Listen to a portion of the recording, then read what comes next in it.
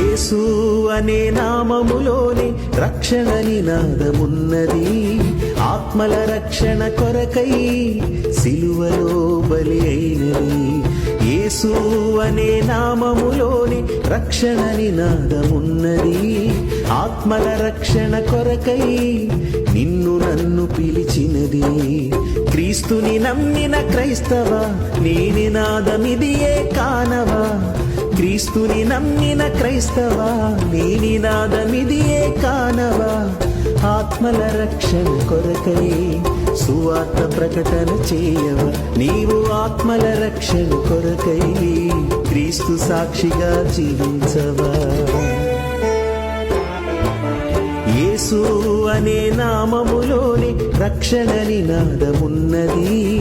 ఆత్మల రక్షణ కొరకై సిలువలో బలి అయిన